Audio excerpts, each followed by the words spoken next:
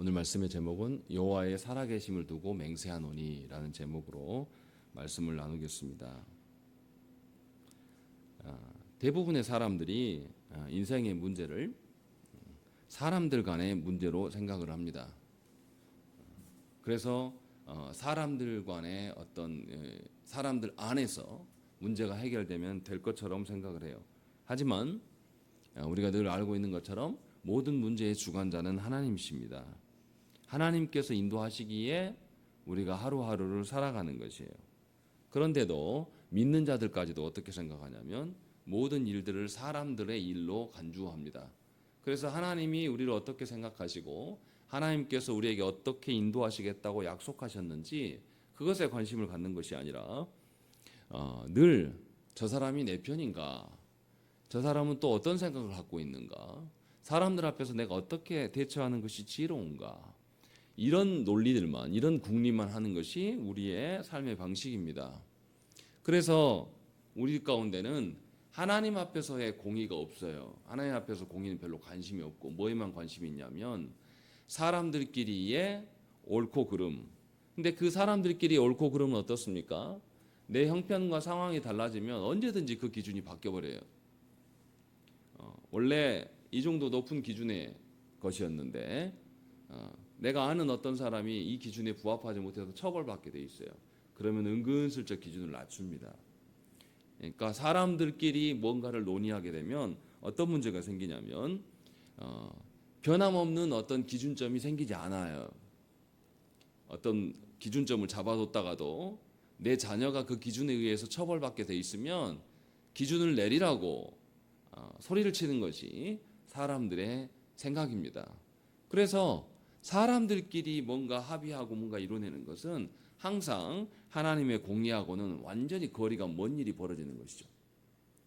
그래서 하나님 나라 백성으로 산다라는 것은 하나님의 기준, 하나님의 공의로 살아가는 것인데 하나님의 공의를 지켜내려면 하나님 앞으로 가야 돼요. 사람들끼리 무엇인가 되어져 가는 것이 아닙니다. 우리가 지금 계속 사무엘서를 읽어가고 있는데요.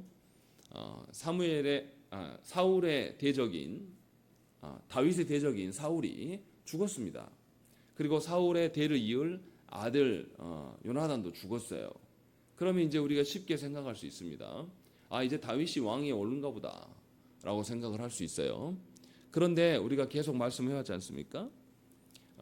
이스라엘의 왕이 된다라는 것은 하나님께서 기름 부어서 세우시는 것이고 하나님이 세우시는 거예요. 사람이 쟁취해서 얻어가는 게 아니란 말이죠. 그러니까 다윗이 왕 되는 과정에서 우리는 뭘 봐야 되겠습니까? 다윗이 얼마나 어떻게 지혜롭게 자신의 자리를 찾아가는가를 봐야 되겠습니까? 아니면 하나님께서 이뤄가시는 것을 다윗이 어떻게 믿고 기다리고 있는가? 어떤 방식으로 하나님의 뜻을 기다리고 있는가를 봐야 되겠습니까? 당연히 후자겠죠.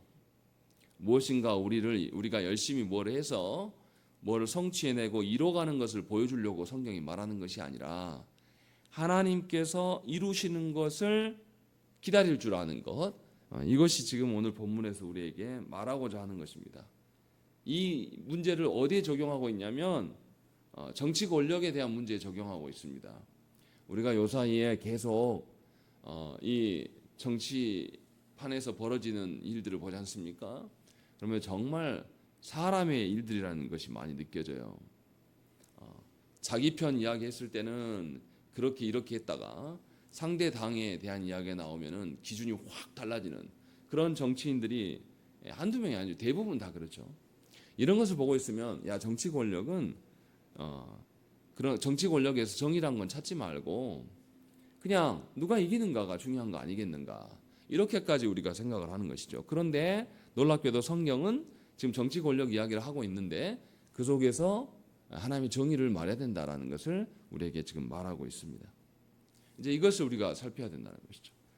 그럼 이제 한 절씩 보십시다. 1절을 보십시오. 1절 한번 읽겠습니다. 시작.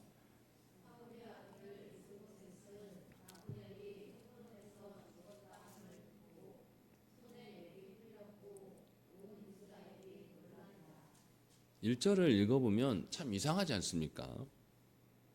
뭐가 이상합니까? 북이스라엘의 패권을 쥔 자가 누구였습니까? 아브넬이었어요. 그런데 아브넬이 죽었다라는 소식을 누가 들었냐면 이스보셋과 온 이스라엘이 들었어요. 그런데 이스보셋의 태도가 어떻습니까? 손에 맥이 풀렸다라고 되어 있습니다. 그건 이상하지 않습니까?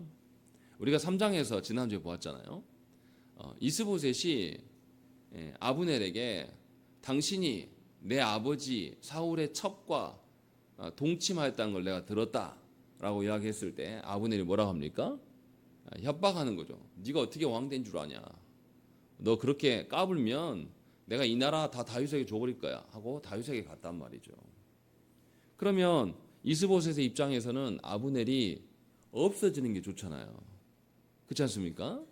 그런데 아브넬이 죽었다 함을 듣고 이스보셋이 손에 맥이 풀렸다라는 것이죠. 왜 이러냐 이 말이죠. 또 그 뒤에도 더 웃겨요. 온 이스라엘이 어쨌다고요? 놀랬다라고 이야기를 하는 겁니다. 이거 무슨 말을 하는 것입니까? 왜 이럴까요? 정치적인 구도로 봤을 때는 아브넬이 이스보셋을 가지고 놀고 있었고, 그렇기 때문에 이스보셋 입장에서는 아브넬이 사라져 주는 게 자기가 온전한 왕이 되는 게 좋거든요. 그런데 1절에서는 뭐라고 그러냐면 이스보셋이 오히려 아브넬로 인하여서 아브넬의 사망 소식을 듣고 힘이 쪽 빠졌다, 두려워하고 있다라고 말하고 있는 것이죠. 그러면 지금 뭘 말하는 겁니까? 누가 누구를 의지했다라는 것입니까? 이스보셋이 왕임에도 불구하고 누구를 의지했다는 것이죠? 사람 아브넬을 의존하고 있었음을 우리가 알 수가 있어요. 얼마나 이상한 형국입니까? 그러니까 이스보셋이 분명히 언약 백성의 왕이에요. 그러면 이스보셋이 의식해야 될 분은 누굽니까? 하나님이셔야 돼요. 그런데 놀라울 정도로 이스보셋은 사람 아브넬을 의존했던 것으로 보입니다. 아브넬은 자기 아버지 이스보셋의 아버지의 첩과 동침할 정도로 아주 나쁜 인간이에요. 얼마나 사울의 집안을 무시하면 이렇게까지 할 수 있겠습니까? 그런데도 불구하고 이 이스보셋은 아이러니하게도 아브넬을 의존했다라는 것입니다. 그래서 얼마나 의존했던지 아브넬의 죽었다는 소식을 들으니까 이가 손에 맥이 풀렸다라고 말하는 것이죠. 하나님보다 이 사람 아브넬을 의존하고 있었음을 우리는 볼 수가 있다는 것입니다. 언약 백성이라면 당연히 하나님을 의존해야 됩니다. 하나님의 어떠하심 속에서 자기의 살 길들을 하나님께 물어야 돼요. 그런데 이스보셋은 그러지 않았다라는 것입니다. 우리가 지난주에도 봤는데 이스보셋의 뜻이 뭡니까? 수치스러운 자라는 뜻이에요. 역대서에서 보면 역대기에서 보면 뭐라고 나오냐면 에스바알이다라고 이야기를 해요. 에스바알의 의미는 뭐냐면 바알의 사람이란 뜻이에요. 그러니까 이스보셋의 그 이름 자체가 수치를 당하는 어리석음을 뜻하는 그런 이름입니다. 이름 그대로 지금 이 이스보셋은 어리석음을 나타내고 있습니다. 사울이 무엇 때문에 이름을 이렇게 지었는지는 알 수 없지만 성경에서 이름은 굉장히 중요한 겁니다. 그의 정체성이 무엇인가를 우리에게 보여주는 것이 이름이에요. 성경에서뿐만 아니라 우리가 자녀들의 이름을 지을 때 함부로 막 짓습니까? 그런 경우는 없어요.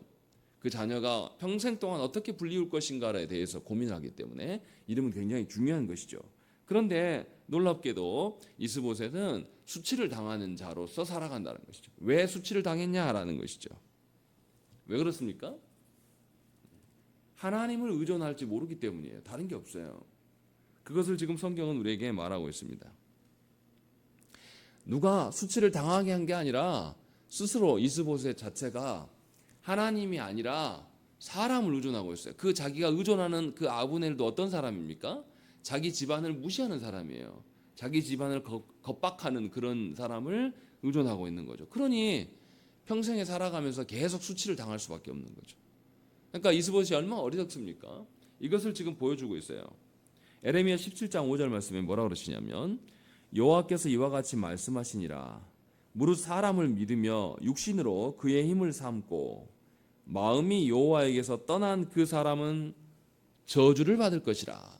분명히 성경은 이렇게 말씀합니다. 하나님께 마음을 떠나서 사람에게만 몽창 가 있는 그 사람은 하나님의 저주를 받을 수밖에 없다라는 것을 분명하게 밝히고 있어요. 이스보셋은 홀로 살아가는 사람이 아닙니다. 북이스라엘의 왕이에요. 그런데도 불구하고 왕임에도 불구하고 그의 아버지 사울을 닮아서 하나님이 아닌 사람을, 그것도 자기를 조롱하는 이 아브넬을 의지했습니다. 왜 그렇게 됐습니까? 왜 사람을 의지할까요? 하나님을 잘 알지 못하기 때문이에요. 하나님을 의존하지 모르고 하나님이 어떠한 분인지를 정확하게 알지 못하기 때문에 사람을 의존하게 되어 있습니다. 아무리 교회를 다닌다고 해도 저와 여러분들이 하나님을 알지 못한 채로 살아가면 우리는 누구 앞에서 살아가냐면 사람들 앞에서 살아갑니다. 계속해서 사람들이 나를 어떻게 생각할까? 사람들이 나를 어떻게 볼까? 이 문제로만 고민하면서 살아가는 것이죠. 그것처럼 불행한 일이 없어요. 교회 안에 머물면서 하나님을 알지 못한 채로 계속 사람의 눈을 의식하고 살아가면 그것처럼 고달픈 게 없습니다. 목회자가 된다는 것은요, 사람들의 입방아와 사람들의 눈빛을 평생에 견뎌야 될 그런 책무가 있는 자리예요. 그렇게만 생각하면 목회는 못합니다. 저도 어렸을 때 저희 아버지 목회하는 걸 보니까 성도들이 무슨 말이 이렇게 많은지 모르겠어요. 우리 식구만 모르고 자기들끼리 다 목회자 집안이 어쩌고 저쩌고 하면서 막 말을 하더라고요. 나중에 사춘기가 되니까 이게 다 들려와요. 별말이 다 있고 우리가 하지 않은 것들도 만들어져 있고, 그러면서 그 속에서 살아가는 부모님을 보니까 야, 이건 할 짓이 못한다, 이런 생각을 많이 했었습니다. 그때는 저도 뭐만 봤냐면 사람들의 입방아와 눈만 본 거예요. 그런데 말씀을 배우고 하나님을 알게 되니까 생각이 달라집니다. 아, 사람들은 다 죄인이라 그럴 수밖에 없구나. 그게 중요한 게 아니고 나도 그 죄인 중에 한 명인데 나도 하나님을 몰랐으면 그냥 똑같이 성도들과 똑같이 누구는 어쩌고 누구는 어쩌고 사람의 이야기를 입에 막 담을 텐데, 하나님의 말씀을 알고 보니까 이제 나 같은 것에 내 마음속에 하나님의 말씀이 담겨지기 시작하고, 이제 내가 누구 이야기를 하게 되냐면 하나님의 말씀을 입에 담고 읊조리기 시작하더라 이거죠. 그것이 참으로 영광됨을 깨달은 거예요. 그래서 하나님 처음 불러주셨을 때, 자격 없는 저를 불러주셨을 때 전수사 때 얼마나 기쁜지 몰랐습니다. 설교하는 것이 너무 즐거웠고, 설교하는 것이 이 유치부 아이들한테도 설교할 수 있다는 것, 그리고 내가 설교할 때 누군가가 들어주고 있다는 것, 이것이 놀라운 일이었어요. 왜냐하면 제 입에서는 사람의 말이 나오는 게 아니라 하나님의 어떠하심이 드러나거든요. 이처럼 하나님을 알게 되면 사람들의 반응 앞에서 조리돌림 당하지 않습니다. 하나님을 발견하게 되면 사람들을 뛰어넘어서 하나님 앞에서 살아가게 되는 것이죠. 그래서 시편 1편과 2편이 시편 전체의 주제인데, 누가 참으로 복받은 사람이냐라고 물었을 때에 주야로 하나님의 말씀을 읊조리며 살아가는 사람, 그의 마음속에 하나님만 있는 사람, 이 사람이 참으로 복된 자이다. 그리고 2편에서 뭐라고 합니까? 누가 참으로 안식을 누리고 복된 자냐라고 했을 때 하나님께 피하는 사람이 참으로 복된 자다라고 말씀하고 있어요. 그러니 우리가 예수를 믿으면서 하나님을 알지 못하고 예수를 믿었음에도 불구하고도 하나님께 피할 줄 모른다라면 가장 불행한 사람이에요. 하나님을 믿는다라는 것은 하나님을 의식하며 살아가는 것이고, 예수를 믿는다라는 것은 하나님께 피할 수 있는 겁니다. 사람들이 나를 음해하고 사람들이 나를 싫어하고 사람들이 나에 대해서 조롱하는 말이 들려올 때 내 마음이 감당이 되지 않고 너무나 어려울 때 우리는 하나님께 나아갈 수가 있어요. 하나님의 이름을 부를 수 있습니다. 하나님의 말씀을 우리 마음판에 담을 수 있어요. 나 홀로 그것을 행하는 것이 아니라 성령께서 그 일을 행할 수 있도록 돕겠다고 말씀하셨다는 것이죠. 그러면 우리는 수많은 사람들의 조롱 속에서도 우리는 피할 곳이 있는 자들이에요. 누구도 어떤 사람의 말도 하나님의 권능의 팔을 뛰어넘을 수가 없어요. 세상 모든 사람들이 나를 쳐다보면서 지탄하고 손가락질 하더라도 내가 하나님께 피하면은 사람들의 말, 어떤 말도 나에게 상처가 되지 않습니다. 공격하지 않기 때문에, 공격할 수가 없는 것이 되기 때문에. 세상 사람들의 나를 향한 그 눈을 흘긴다든지 째려본다라든지 그런 세상 사람들의 더러운 눈빛이 더 이상 나에게 상처가 되지 않도록 하나님은 막아주신다라는 것이죠. 그런데 안타깝게도 이스보셋은 그것을 전혀 몰랐다라는 거예요. 그래서 자기를 조롱했던, 아브넬을 의존하였던 게 뭡니까? 그냥 아브넬이 힘이 셌기 때문이에요. 다른 이유 하나도 없어요. 아브넬이 자기를 존중한 것도 아니고 아브넬이 자기 집안을 사랑했던 것도 아니에요. 그런데도 그냥 그 사람이 힘이 세니까 그것을 의존하고 있는, 얼마나 그의 이름처럼 살고 있습니까? 얼마나 수치를 계속 모욕을 당합니까? 이게 세상 사람이다 라고 성경은 우리에게 말씀하고 있는 겁니다. 그러니 저와 여러분들이 깨달아야 돼요. 여러분들은 무엇 때문에 근심이 됩니까? 사람들 앞에서 여러분들이 어떻게 비춰질까? 사람들 앞에서 여러분들이 어떻게 살아가는 것 때문에 애달파한다면 안타깝게도 여러분들은 아직 하나님이 주시는 복을 모르는 사람이에요. 하나님께 피할 수 있는 것이 참으로 복입니다. 그것을 우리에게 말씀해 주고 있어요. 그리고 나서 2절에 무슨 이야기가 나갑니까? 의도적으로 레갑과 바하나가 누구인지를 설명해 줘요. 이 두 사람이 다 부에롯 사람이다 이렇게 말합니다. 부에롯은 어떤 사람들이냐면 여호수아서에 보면 이스라엘 백성들이 광야에 행군하면서 계속 승리하면서 나가니까 기브온 족속들이 여호수아를 찾아옵니다. 멀리서 찾아와서 위장해서 우리가 당신을 만나려고 당신들과 언약을 맺으려고 멀리서 왔다라고 하면서 거짓말로 해서 언약을 맺고 이스라엘에 편입된 사람들 중에 한 명이에요. 한 부류예요. 그러니까 이 레갑과 바하나도 분명하게 거짓으로 이스라엘에 언약을 맺고 편입된 족속들이라는 것입니다. 그것임을 분명하게 밝히고 있어요. 그리고 이 사람들이 3절에 일찍이 부에롯 사람들이 깃다임으로 도망하여 오늘날까지 거기에 우거함이다라는 것이 무슨 말입니까? 이스라엘과 한 공동체를 이루어가며 살고 있지 않다라는 것을 말하고 있어요. 여하튼 그 사람들이 뭔가 레갑과 바하나가 뭔가 꿍꿍이를 뭔가 작당 모의를 하고 있다라는 것을 지금 말해주고 있고 갑자기 뜬금없이 4절 이야기가 나옵니다. 4절은 문맥상 맞지가 않아요. 왜 이 이야기를 갑자기 여기다 집어넣는지 한번 읽어보겠습니다. 4절 말씀 시작.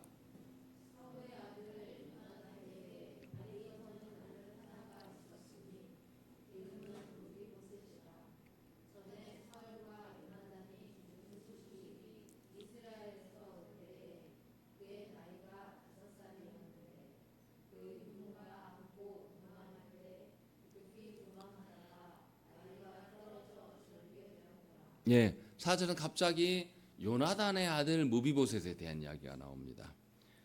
그런데 이 무비보셋은 사울과 요나단이 죽었다는 소식을 듣고 이제 어떻습니까? 이스라엘의 왕이 죽었고 왕의 아들이 죽었으니 이제 도망해야 될 일이 나왔어요. 우리가 앞에서도 보았지 않습니까? 블레셋에게 대패를 하고 이스라엘 백성은 어떻게 합니까? 자기 성읍을 버려두고 요단강 동편으로 도망했다라는 것이 나온 거죠. 그때에 이 무비보셋의 유모가 도망하다가 아이를 떨궈요. 그래가지고 무비보셋이 어떻게 됐다고요? 절름발이가 되었다라고 지금 성경은 우리에게 말씀하고 있는 겁니다. 그러면 어떻습니까? 무비보셋은 누구보다도 도움을 받아야 될 연약한 자라고 성경은 지금 우리에게 말씀하고 있어요. 앞에서 말했던 이스보셋하고는 상황이 좀 달라요. 이스보셋은 이스라엘의 왕이에요. 근데 이스보셋이 지금 어디에 있겠습니까? 우리가 상상을 해보시죠. 블레셋에게 대패를 했어요. 그럼 이스보셋은 지금 어디에 있겠습니까? 가나안 땅에 못 들어와요. 요나단 동편 쪽에 있을 거란 말이죠. 그렇다면 더더욱 하나님을 의존했어야 돼요. 그런데 이스보셋은 그러지 못하고 있고 뜬금없이 갑자기 무비보셋에 대한 언급을 하고 있어요. 이 무비보셋의 이름의 뜻이 무엇인지 역대상 8장 34절에서 다른 이름으로 말합니다. 요나단의 아들은 무리바알이다 라고 되어 있습니다. 무리바알이란 말은 바알과 싸우는 자다 이렇게 말하고 있어요. 아까 이스보셋은 바알의 사람이라고 했어요. 바알에 편드는 사람. 근데 이스보셋은 왕이고 무비보셋은 왕도 아닌데다가 뭐라고요? 절름발이에요. 절름발이가 싸울 수 있겠습니까? 싸울 수 없어요. 그런데 이상하게 이름이 무비보셋에게는 바알과 싸우는 자라고 지어졌어요. 또 이 무비보셋의 뜻 자체가 뭐냐면 수치를 제거하는 자 이렇게 되어 있습니다. 그러니까 이스보셋과 무비보셋의 이름은 서로 상충돼요. 그런데 현실 여건으로 보면 누가 더 가능성이 있어 보입니까? 왕입니까? 왕도 아닌 절름발입니까? 왕이 훨씬 더 가능성이 있어 보인다는 거죠. 그런데 결과는 어떻습니까? 이스보셋은 오늘 본문에서 살해당해서 죽어서 없어져요. 그런데 무비보셋은 어떻습니까? 나중에 다윗이 무비보셋이 누구 아들인지 압니까? 요나단의 아들인 것을 알아요. 그리고 나서 요나단과 다윗이 언약한 바가 있습니다. 사무엘상에서 우리가 보았지 않습니까? 요나단이 다윗이 왕 될 것도 인정했고, 다만 네가 왕이 되었을 때 누구를 지켜달라, 나와 우리의 후손들을 지켜달라고 요청해서 그 언약을 맺자라고 이야기를 했고, 다윗이 그 언약에 근거해서 어떻게 합니까? 무비보셋을 자기의 친아들처럼 인정하면서 왕자들이 먹는 식탁에 같이 참여해서 먹게 하고 누구도 건드리지 못하게 합니다. 그렇게 해서 어떻습니까? 무비보셋은 다리를 절었으나 누구에게도 수치를 당하지 않는 다윗 왕의 보호를 받는 일로 정리가 되는 것을 우리가 볼 수가 있어요.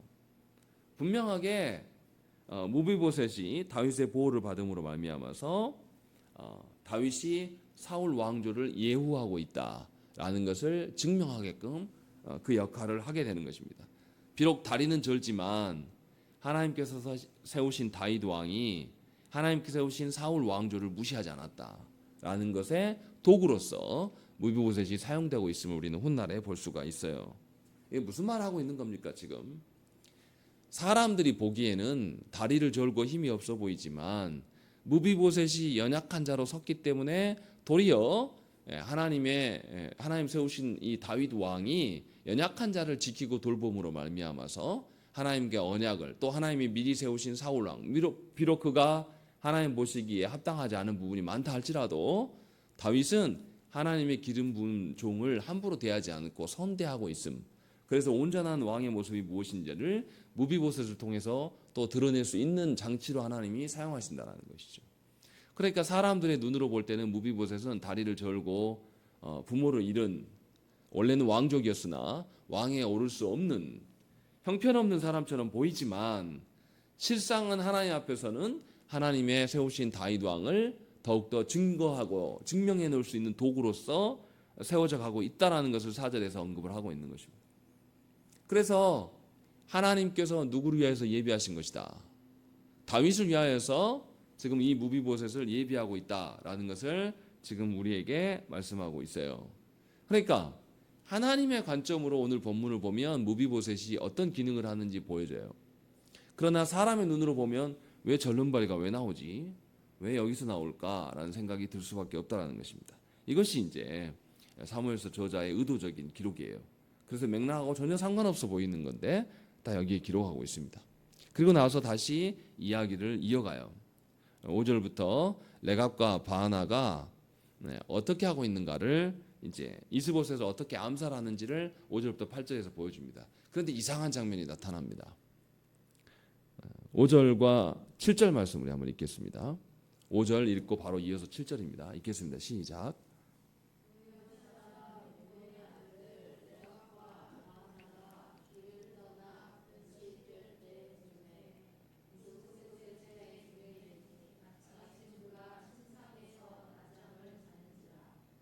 그들이 집에 들어가니 이스보셋이 침실에서 침상 위에 누워 있는지라.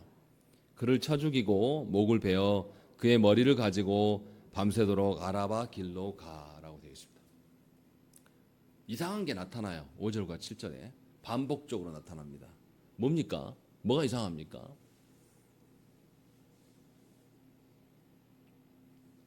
이스보셋이 지금 이스라엘의 왕이란 말이에요. 근데 이스라엘이 블레셋에게 대패를 하고 자기 땅을 지키지도 못하고 요단강 동편 쪽에 도망가 있어요. 그러면 이스보셋은 어떻게 하고 있어야 됩니까? 자기 나라를 돌아보면서 정신 차려서 군사력을 구축해 나가든지, 아니면 다시 땅을 수복할 태도를 취하든지 적군을 어떤 방비해야 될 태도가 있어야 되지 않겠습니까? 근데 이스보셋이 뭐 하고 있습니까? 자고 있어요. 분명히 앞에서는 아브넬이 죽었다는 소식을 듣고 이스보셋이 어떻게 됐어요? 손에 맥이 풀렸다라고 분명하게 이야기를 했습니다. 언제는 그랬다가 또 갑자기 5절로 넘어오니까 그가 잠을 자고 있어요. 뭐 하는 겁니까? 뭔가 이스보셋이 이상하다는 거죠. 상식적으로 사람의 생각으로 봤을 때도 분명하게 살 길을 찾아서 무엇인가 이스보셋이 행동해야 되는데 그러한 것이 전혀 없다는 것입니다. 편하게 낮잠 자고 있어요. 이것은 왕으로서의 역할을 하고 있다는 겁니까? 하고 있지 않다는 겁니까? 전혀 하고 있지 않다는 것이죠. 그런데 생각을 해보세요. 이렇게 하면 할수록 백성들이 이스보셋을 신뢰할까요? 신뢰할 리가 없는 것이죠. 그래서 너무 이상한 태도예요. 왜 이럴까라는 것이죠. 그런데 마침 그때 어떻게 합니까? 레갑과 바하나가 이스보셋을 살해하러 와요. 그리고 와서 어떻게 하죠? 머리를 잘라갑니다. 두 번이나 설명해요. 6절에 레갑과 그의 형제 바하나가 밀을 가지러 온 채 하고 집 가운데로 들어가서 그의 배를 찌르고 도망했다. 죽였다라고 이야기하는데 7절에 다시 이야기해요. 그들이 집에 들어가니 이스보셋이 침실에서 침상에 누워 있는지라 그를 쳐 죽이고 목을 베어 그의 머리를 가지고 밤새도록 아라밭길로 갔다. 마치 6절과 7절이 다른 사건인 것처럼 따로따로 설명해. 이것은 이제 문학적인 장치예요. 이들이 얼마나 치밀하게 조직을 그 계획을 짰고 그 한 대로 그를 두 번이나 죽일 수 있을 정도로 치밀했다라는 것을 강조하려고 이렇게 기록한 겁니다. 여하튼간에 이들이 분명하게 이 이스보셋을 머리를 잘라가지고 다윗에게 바치려고 밤새 길을 갔다라고 성경은 우리에게 말씀하고 있습니다. 문제는 이스보셋은 자기의 부하들이 자기를 배신하고 있었음에도 불구하고 아무것도 알지 못했습니다. 이스라엘의 왕임에도 불구하고 이스보셋은 직무유기하고 낮잠을 자고 있는 겁니다. 왜 그렇습니까? 이스보셋은 사람만 의식하는 사람이에요. 자기 앞에 자기의 대적자들이 없으면 언제든지 이룰 수 있는 자입니다. 왕으로서 블레셋과의 전쟁에서 대패해서 고향 땅도 뺏겼음에도 불구하고 다시 회복할 의지가 없어요. 그냥 사람들이 자기에게 불편하기만 하지 않으면 이 사람은 그냥 무사한 일, 천하태평 뭐 이럴 수 있는 것이죠. 그래서 결국은 자기의 부하들에게 살해를 당하는 일을 당합니다. 여기 보세요. 사람들을 상대하고 살아간다는 것은 이런 겁니다. 누구도 믿을 수가 없어요. 사람은. 왜냐하면 사람은 언제나 상황과 처지가 달라지면 기준점이 흔들리는 것이 사람입니다. 심지어 부부 사이에도 마찬가지고요. 부모 자식 사이에도 기준점은 언제나 흔들리게 되어 있습니다. 한결같은 사람은 거의 없습니다. 이것을 성경은 우리에게 말씀하고 있어요.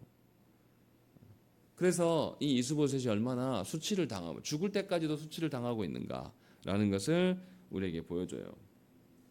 그러면 이제 이 레갑과 바하나가 정말로 다윗에게 충성하느라고 이렇게 하고 있는 건가라는 것이죠. 8절의 말씀을 한번 읽겠습니다. 시작.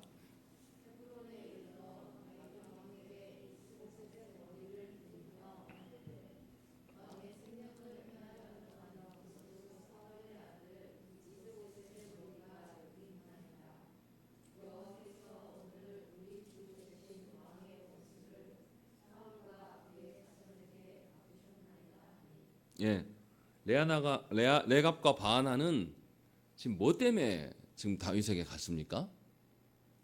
뭐라고 말합니까? 이스보셋의 머리를 가져온 것이 누가 하신 거다? 여호와께서 당신의 원수 사울을 빛을 갚아주신 거다라고 이렇게 이야기합니다. 그러면 레갑과 바하나가 봤을 때는 누구가 원수 사이라고 본 거죠? 사울과 다윗을 원수 관계로 본 거예요. 왜냐하면 이전에 사울이 누구를 죽이려 했습니까? 다윗을 죽이려고 했기 때문에 이들은 이렇게 생각한 거예요. 그래서 다윗에게 가서 사울의 아들을 목을 잘라서 다윗에게 바치면 자기들에게 뭐가 열리겠죠? 출세길이 열릴 것이다 라고 이렇게 생각을 한 겁니다. 그런데 잘 생각을 해봐야 됩니다. 자기들이 아무리 목을 베어서 잘 나간다 해도 왕이 안 받아주면 그만이에요. 그렇지 않습니까? 왕에게 득이 되는 일을 한다 할지라도 왕이 너희 누구야? 얘 그냥 죽여. 그리고 머리만 뺏을 수도 있거든요. 이 생각을 이들은 못한 거예요. 그냥 자기들이 하면 그냥 무조건 될 거라고 생각을 한 겁니다. 무슨 말입니까? 이 사람들도 하나님의 이름을 이야기를 해요. 그런데 정말로 하나님 앞에서 행한 것이겠는가를 생각을 해봐야 돼요. 이 사람들이 여호와께서 오늘 우리 주 대신 왕의 원수를 사울과 그의 자손에게 갚으셨다 이렇게 말하지만 이들이 이렇게 말하는 이유는 자신의 출세기를 위하여서 사람을 높이려고 지금 이 일을 하고 있는 겁니다. 여기서 저와 여러분들이 조심해야 됩니다. 사람이 모인 곳에는 항상 사람을 칭송하는 일이 벌어져요. 사람을 칭송하게 되면 누가 사라집니까? 하나님이 우리 앞에서 사라지게 됩니다. 조심해야 돼요. 제가 여러분들한테 늘 말하지만 목사도 성도입니다 라고 말하는 것은 목사의 모든 권세를 다 제거하겠다는 그 뜻이 아니에요. 목회자도 하나님 앞에서 말씀 앞에서 함께 순종하면서 자라가야 될 성도 중에 한 명이다 라는 것을 밝히는 것은 여러분들이 목회자를 의지하라는 그런 뜻이 아니에요. 여러분들이 의지할 분은 삼위 하나님이에요. 목회자도 연약한 존재예요. 그러나 목회자의 기능은 분명하죠. 하나님의 말씀을 가르치고 말씀대로 여러분들이 살고 있는지 점검하면서 권면하는 것, 이것은 교회 안에서 존중받아야 될 일입니다.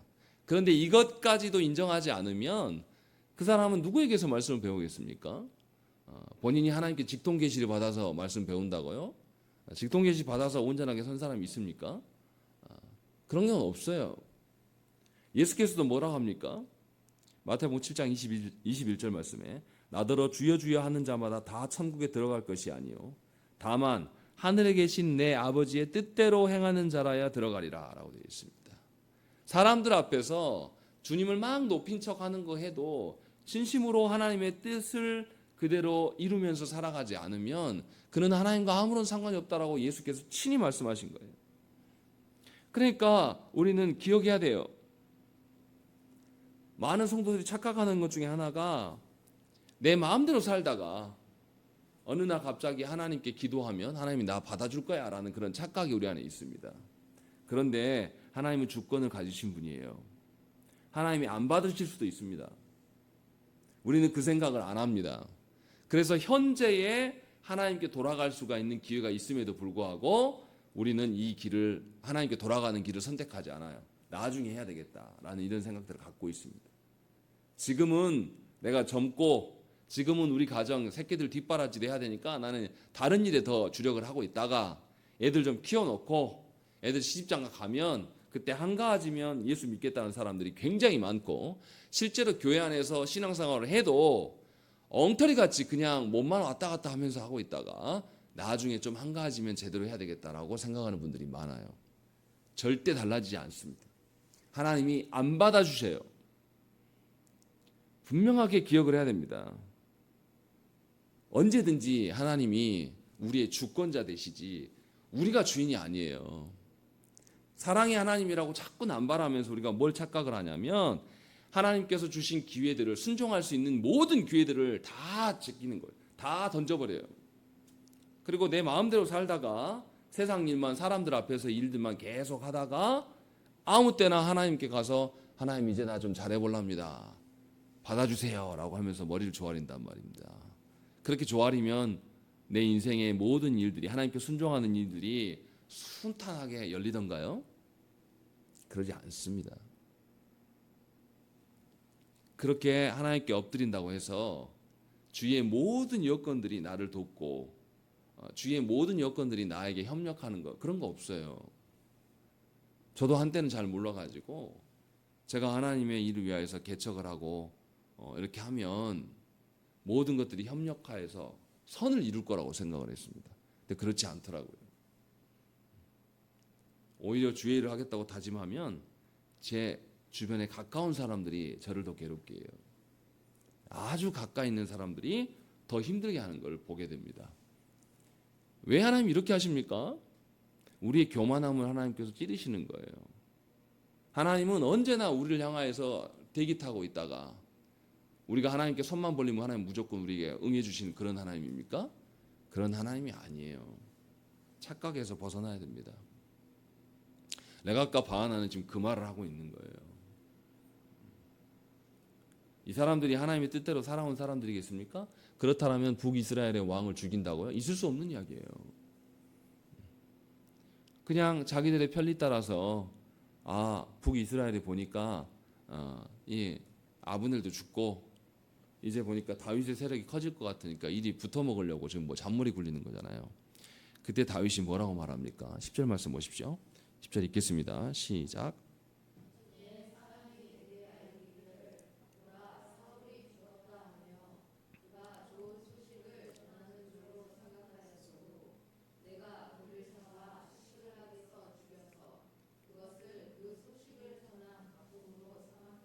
뭐라고 말합니까?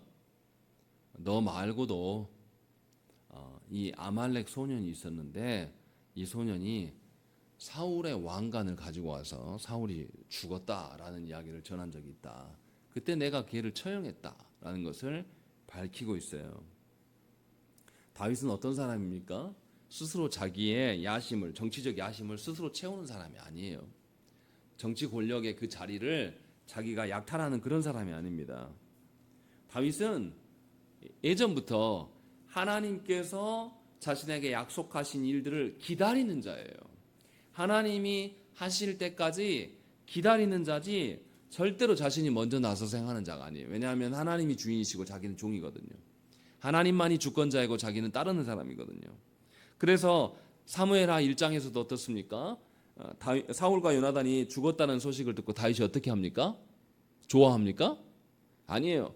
탄식하면서 애곡했어요. 슬퍼했단 말이죠. 또 사무엘하 3장에서 아브넬이 살해당했다는 소식을 듣고 어떻게 합니까? 다윗이 애곡하고 금식했습니다. 그리고 또 시까지 지어가지고 선언했어요. 그래서 백성들에게 어떠한 것이 하나님 앞에 온당한 것인가를 가르쳤단 말이죠. 사울과 요나단과 아브넬은 다윗이 온 이스라엘의 왕이 되는 데 있어서 다 장애물들이에요. 그런데 하나씩 장애물들이 제거될수록 누구에게 이롭습니까? 다윗에게 이로운 일입니다. 그런데 다윗은 그렇게 하지 않았다고요. 이들도 죽은 이들도 하나님의 언약 백성으로 인정하면서 이들이 죽게 된 것, 특히 이 사람들은 어떻습니까? 하나님이 세우신 자들이에요. 왕으로서 직분자로서 세우신 자들인데 이들이 죽게 된 것에 대해서 하나님이 기름 부어서 세운 종들이 죽게 된 것에 대해서 다윗이 함께 슬퍼하고 있어요. 왜 이럽니까? 다윗은 누구 입장에 서 있기 때문에, 하나님의 입장에 서 있기 때문에 그렇다라는 거죠. 자기 개인의 입장으로서 왕 되고 싶은 생각이 있는 게 아니에요. 우리가 지난주에도 말씀드렸지만 다윗이 계속해서 어떤 왕, 자기 혼자 왕 되려고 지금 쓰는 사람입니까? 아니면 온 이스라엘에게 참다운 왕이 세워져 가는 것을 알게 하고, 참다운 왕이 왕 노릇을 하려면 누가 온전하게 서야 됩니까? 백성들이 이 왕을 어떻게 대해야 될지 알아야 된단 말이죠. 그래서 백성들의 오류가 없게 하기 위해서 다윗이 힘쓰고 있었음을 우리가 지난 3장에서 봤던 거죠. 다윗은 여전히 그 마음을 갖고 있어요. 그래서 어떻게 하냐면 분명하게 앞전에 자기의 왕이 되는 데 있어서 장애물이 되는 사람들이 죽을 때마다 계속 슬퍼했어요. 그리고 이것을 지금 밝히고 있는 겁니다. 그래서 분명하게 레갑과 이 바하나를 이번에도 처형하면서 이스보셋의 원수를 갚습니다. 이것이 다윗의 입장이에요. 정치적인 관점으로 본다면 어떻습니까?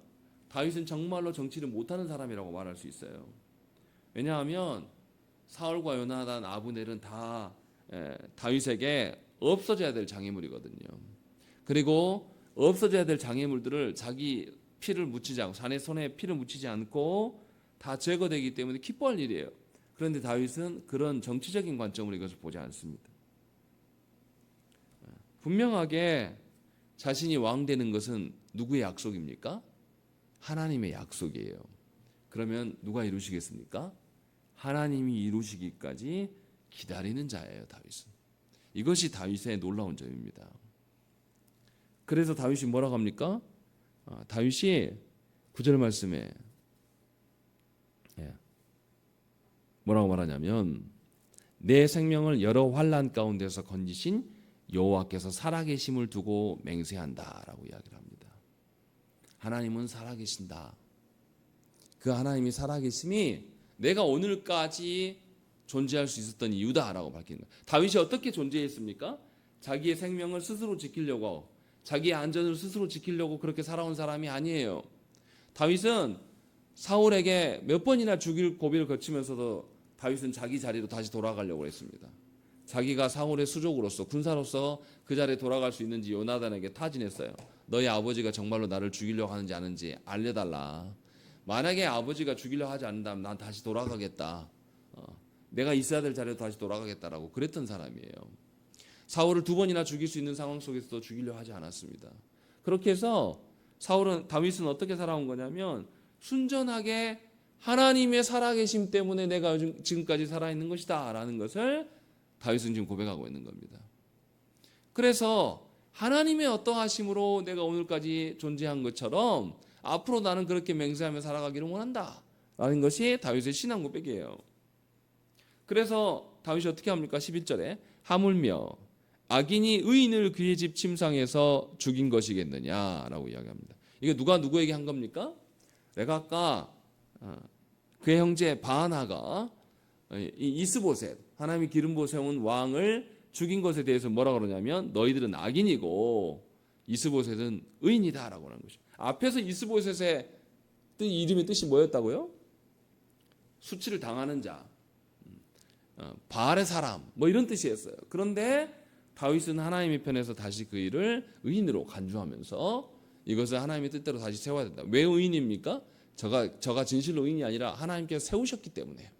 그것을 지금 말씀하면서 그런즉 11절의 말씀, 그런즉 내가 악인의 피 흘린 죄를 너에게 갚아서 너희를 이 땅에서 없이 하지 아니겠느냐라는 것이죠.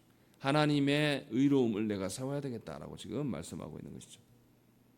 그래서 분명하게 그들이 출세길로 삼아서 이스보셋에 암살한 것에 대해서 다윗이 처벌합니다.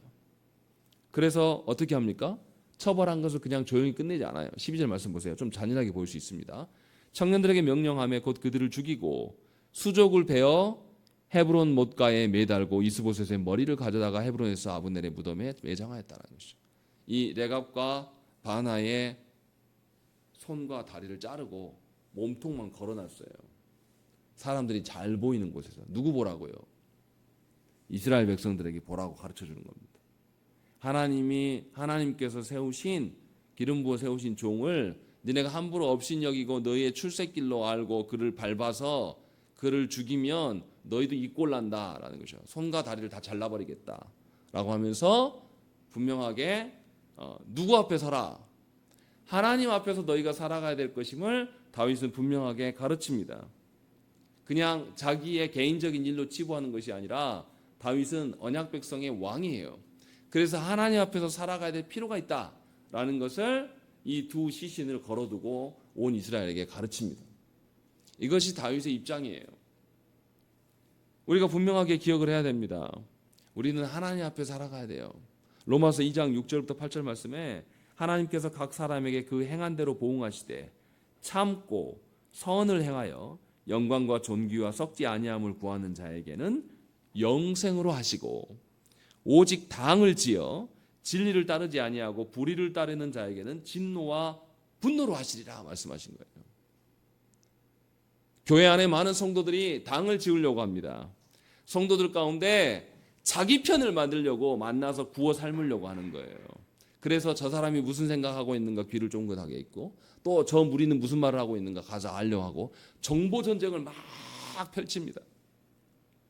제가 부교육자 때 그 교회 부임한 지 1년도 안 됐는데 직분자들이 와가지고 부목사님 지난번에 무슨 일 있었대요? 뭘 어쩌대요? 막 밥 먹자 가면서 그걸 캐내는 사람들이 굉장히 많은 걸 봤어요.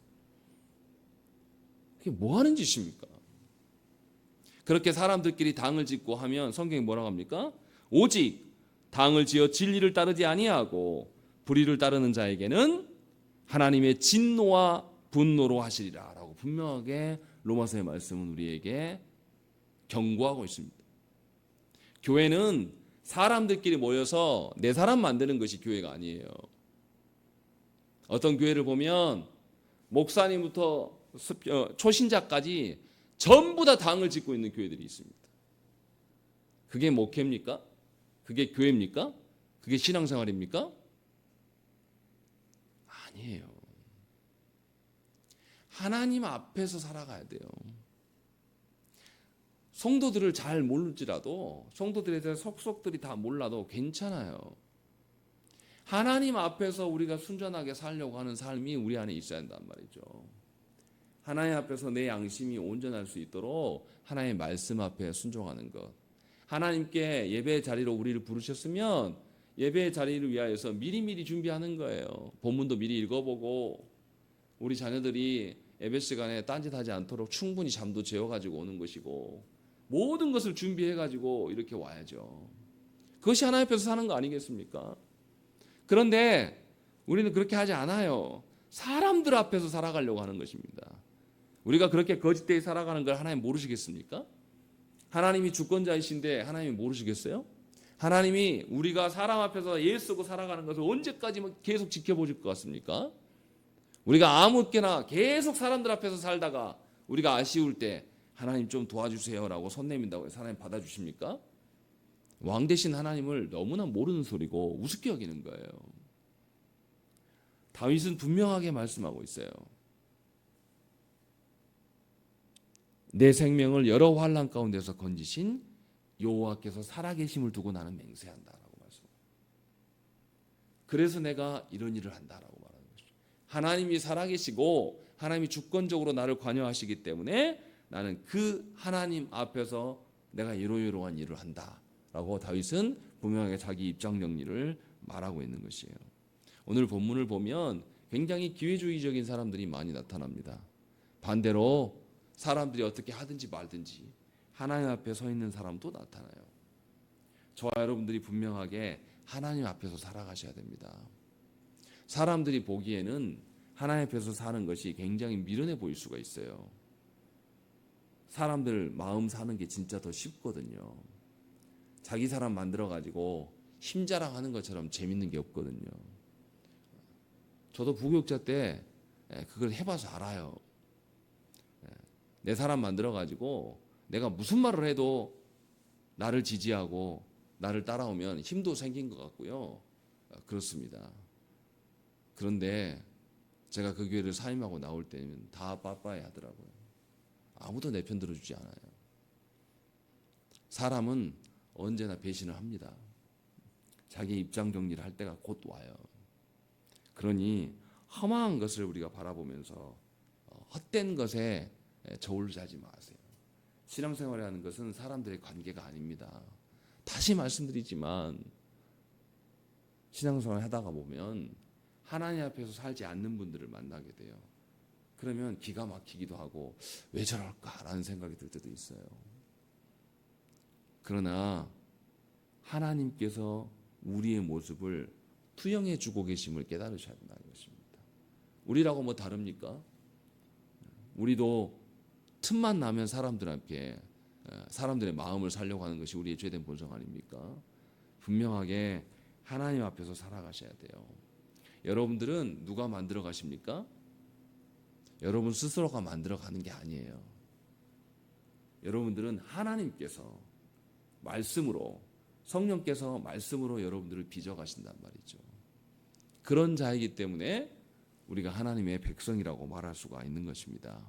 여러분들의 인생은 여러분 스스로 계획되어지는 것이 아니에요. 하나님의 계획 속에 여러분들이 놓여져 있습니다. 그러니 하나님께 묻고 하나님께 피하십시오.